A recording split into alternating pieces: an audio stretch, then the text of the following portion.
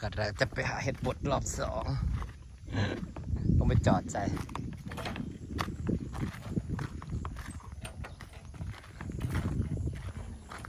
ขี่ห้างมาหาเห็ดบดนะคะ8843ที่ยังไฟตัวมันเซนะบอก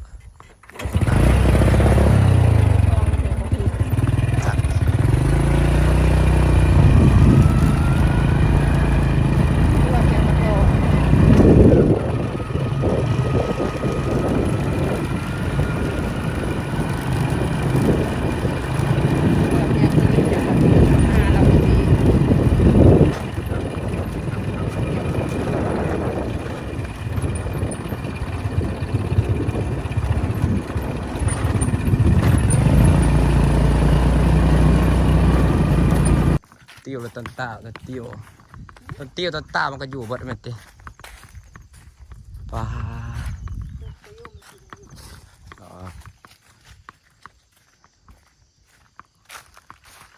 โอ้ยบอลนี่ไฟบอมใหม่มันบ่เป็นปลาเห็ดเป็นปลาเห็ดยังเห็ดเพิ่งให้เราบอลนี่ไฟบอมใหม่นะจ๊ะ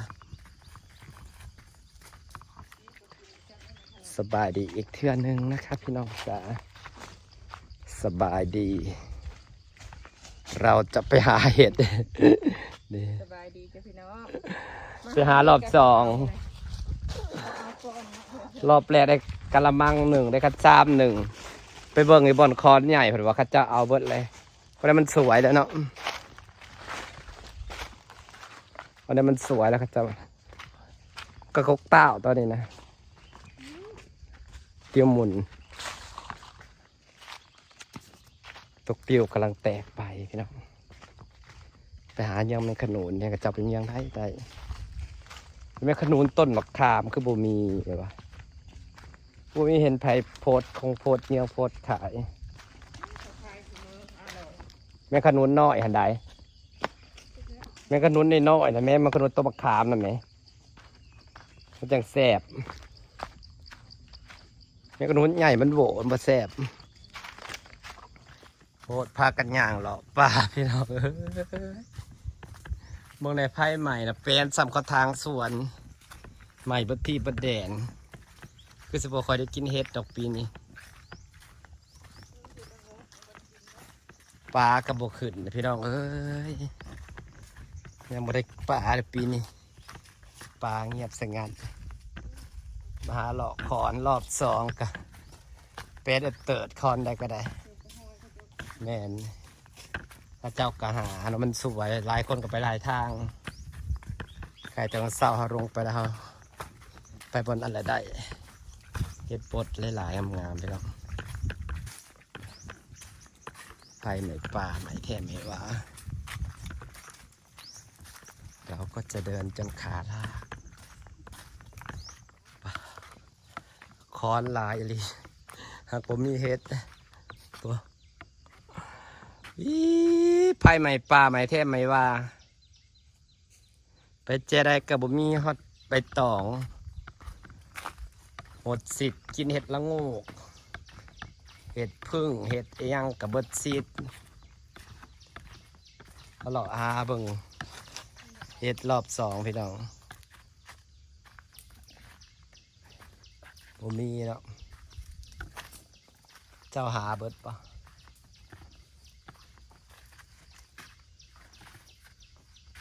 มันบ่ออกปะคอนนี่แต่คอนใหญ่ๆงามบ้านได้ออกปะวะหอยข้าเจ้าหา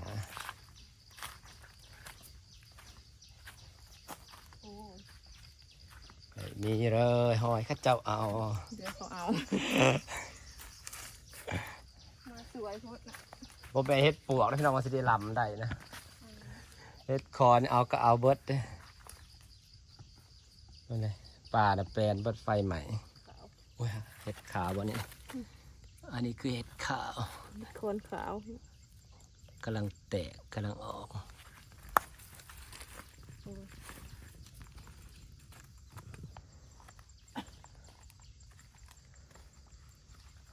สีคึม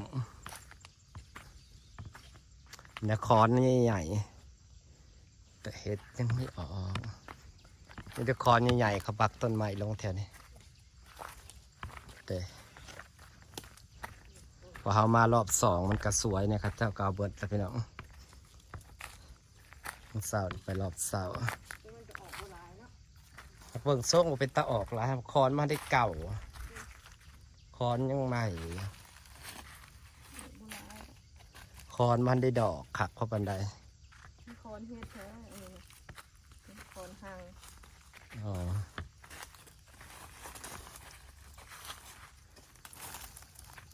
เห็ดขาวอะเห็ดคอนขาวจ้าพี่น้องอันนี้ก็เห็ดคอนขาวไม่เองวะ มาติ้ว ไม่ติวเห็ดขาวออก งามดีนะ อันนี้ก็เห็ดคอนขาวนะครับเมื่อกี้ก็เห็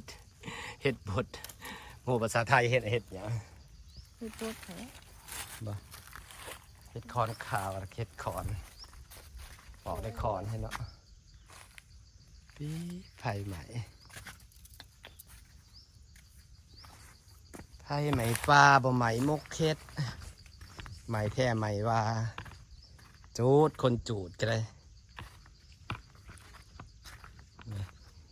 แปลนประถางไห่ไปโคกไหนกับแปลนประทีบ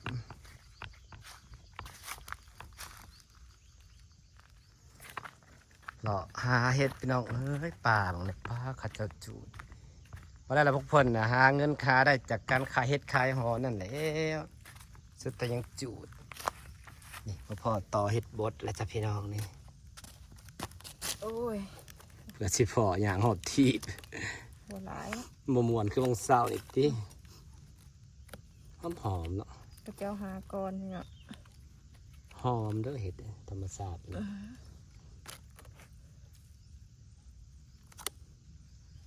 เขาปลูกเขาเจาะเสือเขาขอน มาตื่นกัน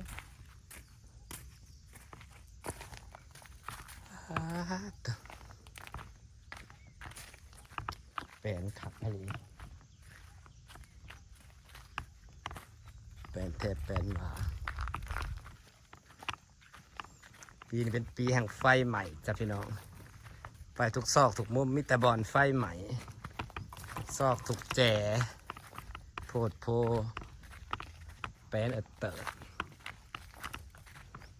เพื่อสิพ่อคอนหนึ่งแตกต่างจากวางเศร้าแห้งพี่น้อง ช่องเส้นดอก เพื่อสิพ่อคอนหนึ่งอย่างหอบทีบ จะได้มาแล้วได้พี่น้องมาได้เฮ็ด ใบเต้าเขาก็เริ่มแตกจ้า นี่เป็นขนมดี ไฟใหม่แปลนมาฝนมาฝนตกดีพี่น้องคัน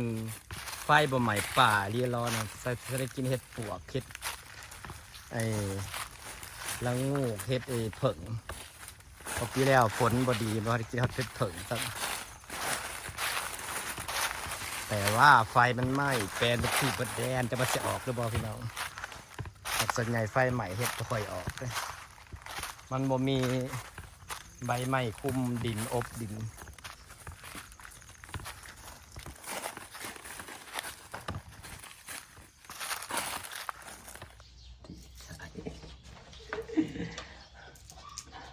ต่ำเลยว่ะเอาแกะเอามาไปแกงนะจ๊ะพี่น้องขาสิหมกปะแต่ มุกอะไรว่านี่กินได้แก่ หน่อไม้นี่พี่น้องงามงามแต่งามว่านี่จ้ะสวยไหมคะขนาดถ้าคักก็ได้3 มื้อได้นี่อีก2 มื้อไปหาแห่งสิมีแต่ใหญ่ๆยาวๆแบบนี้ งาม แกงแซ่บหน่อไม้เนี่ยพี่น้องมันเป็นหน่อไม้แบบหน่อไม้ออกใหม่หน่อไม้น้อยๆนะเขาบ่ต้องแบบ ต้องถูกเนาะแกงเป็นแหนงเลยถ้ามีจุจีใส่แห้งแซ่บ อ่อนแท้นะ เราไปหาดอกในจุจีอันนำไปปลูก บ้านนี้คือสัตว์ก็ยังบ่เห็นมี ได้อยู่นะหวานซื่นได้แถวนาใหญ่ ถ้ารุ่นเฮ็ดยังสิออกพี่น้องฝนตกงามผักไผ่ใหม่ป่าใหม่ทุกซอกทุกมุม เฮ็ดอันนั้นได้เสียเฮ็ดพอกเฮ็ดโง่เฮ็ดดินพี่ชุบได้กินไฟใหม่วัดทีเนี่ยอยู่คืมกับใหม่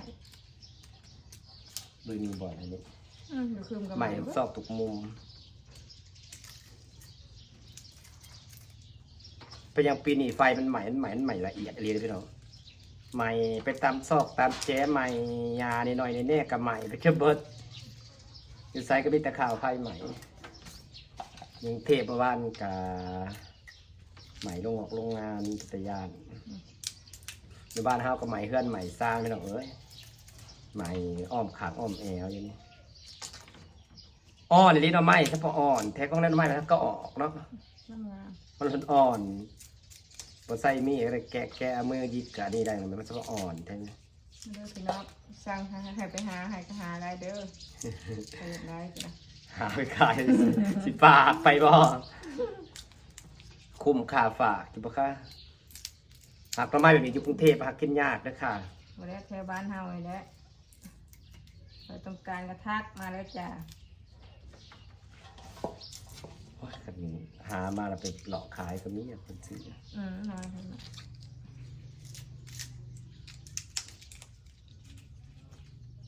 ซ้ำพอกกินนี่ก็บ่อึดเอาไปหาแป๊บเดียวก็ได้โซนทางนาน้อยโซนแห่งศิลาเนี่ย เนื้อผลไม้ โซนส่งตาหาย น้ำไม้บงน้ำไม้อัมไพรน้ำไม้ไพรเห็นก็ออกขัดก็ออกดำกัน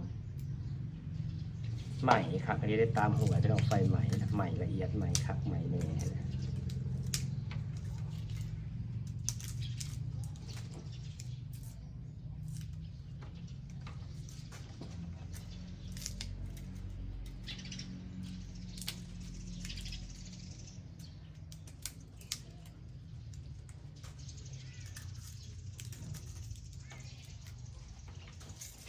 มกกระแซบนะคะข้าวเหนียวคุย มุกเป็นแหนงแบบนี้ก็ได้เอาใบมักสังมาใส่ เสียหอม มักสังแบบนะอ่อน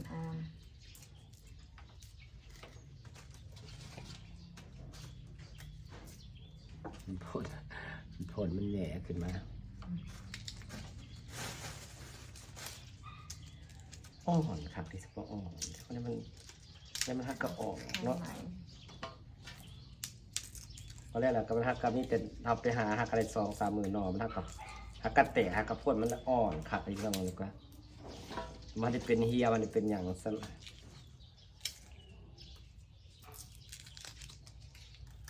มืออื่นจะสิไปทางใด ไปหามาขาย ทางหน้าน้อยก็ได้เลยทำไม หามืออื่นเนี่ยไปหาแต่ก็มีไปหาประจำ เพื่อนยายอันนี้เลยพอเอาจอยมืออื่นละเอียด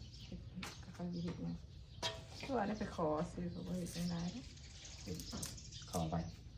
พอเมียเอาจอย จอย นี่แล้ว บ้านไหน มันพุ่ง เป็นคนจะมีมังภูมิมืออื่นจะขอไปแต่เศร้า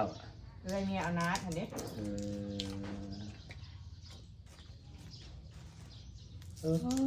จอยเอาเมียสิ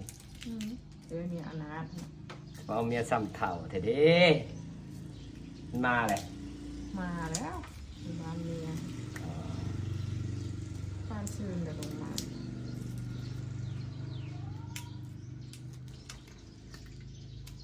เอาเมียตอน40เปียงลูกตอนไหนวะ เอาเมียตอน40เปียงลูกตอนไหนวะขอส่งใช่ปะ 40เลยสิบอกอาจารย์ หอยมากะอ้ายเห็นเนาะ นางอาสาว กะสี่เห็นแล้วเรากูยัง35ก็เห็นเลย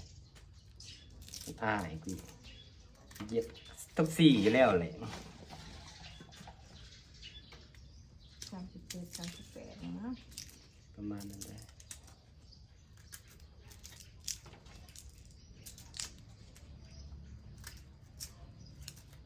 ตาคงเหนียดทำไปขึ้นมา ก็ขึ้นเนาะคอเลยซื้อมันไม่ได้กินดอก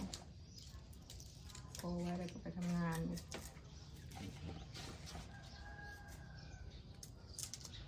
อ่อนขาดอะไรพี่น้อง ตั้งอ่อนหน่อไม้ยิกนะปวตะเกงเสียพี่น้อง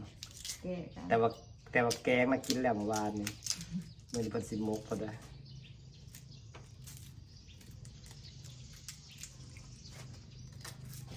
มุกใส่เห็ดบดก็ได้กว่า ก็สิเป็นเนี่ย ให้มันแซ่บ แกงเขามันยังแกงใช่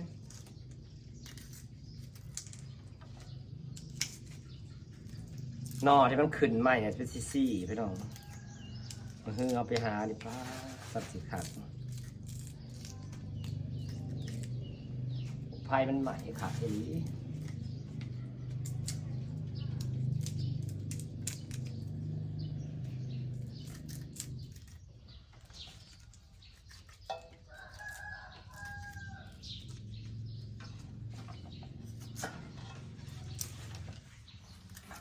ออกลายดอกกระเจียวละไผ่อันนี้ละไผ่มันไปหามาว้ายกระเดหลายเลยพนักเต้จนดอกใหญ่เนาะ จนบานเลยเราไปเกี่ยวนายเนี่ยไม่สูนไม่ได้ไปหาไปเกี่ยว แต่สิออกเนาะ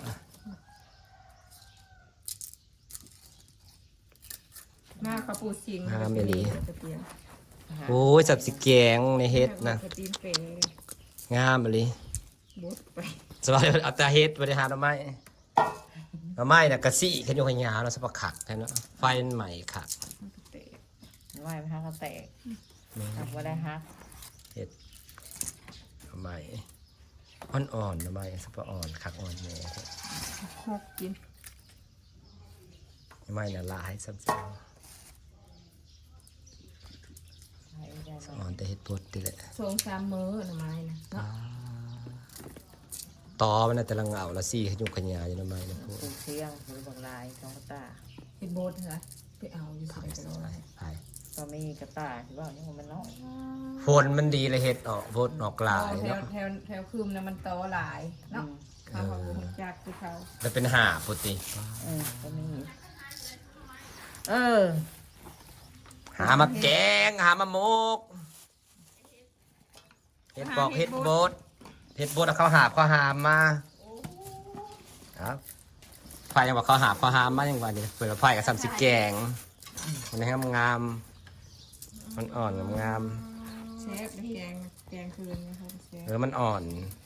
มันจะเฮ็ดอ่อน พอดีปากปีง หน่อไม้นี่เขาอ่อนไปมันแกงเฮ็ดบดพร้อมพี่น้องจ๋าสิฝากบรรยากาศไว้สักนี้นะคะขอบคุณทุกคนที่ยังติดตามดูสิพี่น้องดอกคูณยันว่างามเลิศสบายดีจ้า